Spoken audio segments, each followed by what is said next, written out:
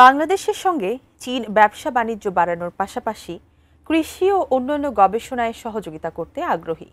চীন মনে করে বাংলাদেশের গ্রামাঞ্চলে এখনো বিপুল সম্ভাবনা অনাবিষ্কৃত রয়ে গেছে।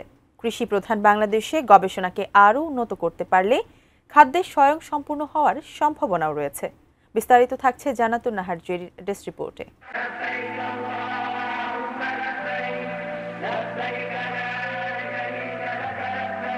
বার্ষিক হজ যাত্রার জন্য অনুমতি ছাড়া 2,69,000-এরও বেশি লোককে মক্কায় প্রবেশে বাধা দিয়েছে সৌদি আরব।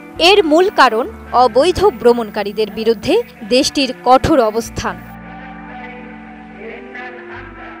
বার্তা সংস্থা এপি বলছে, রোববার সৌদি কর্তৃপক্ষ জানিয়েছে হজে অংশ নিতে মক্কায় প্রবেশের জন্য অনুমতি ছাড়া প্রায় 2,69,678 জনকে বাধা দেওয়া হয়েছে। তারা অবৈধভাবে মক্কায় প্রবেশের চেষ্টার বিরুদ্ধে কঠোর অবস্থান নিয়েছে।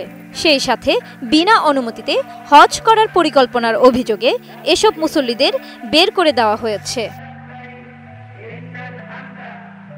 এপির প্রতিবেদনে বলা হয়, হজে ভিড়ের জন্য অননুমোদিত অংশগ্রহণকারীদের দায়ী করেছে সৌদি সরকার। গত বছরের প্রচণ্ড গ্রীষ্মের তাপে প্রায় 1,300 জনের মৃত্যুর ঘটনাও অনেকাংশে এই অননুমোদিত হজযাত্রীদের দায়ী করা হয়েছে। এই ব্যাপক বহিষ্কারের বিষয়টি হজ পালনে মানুষের হজযাত্রার বাধা সৃষ্টি করেছে। RICL TMX, যুগের পর যুগ স্থাপনা থাকে মজবুত। বর্তমানে আনুষ্ঠানিকভাবে মক্কায় 14 লাখ মুসলিম অবস্থান করছেন। আগামী দিনগুলোতে এর সংখ্যা আরও বাড়তে পারে বলে আশা করা হচ্ছে। সৌদি নিয়ম অনুসারে অনুমতি ছাড়া হজ পালনের চেষ্টাকারীদের জন্য $5,000 পর্যন্ত জরিমানা এবং নির্বাসনের মতো শাস্তিমূলক ব্যবস্থা রয়েছে। এই নীতি সৌদি নাগরিক এবং সেখানে বসবাসকারী বাসিন্দাদের ক্ষেত্রেও প্রযোজ্য। মক্কায় একটি সংবাদ সম্মেলনে জানানো হয়, নিয়ম অনুযায়ী বছরব্যাপী মক্কায় বসবাসকারীদেরও হজ পালনের জন্য অনুমতি প্রয়োজন।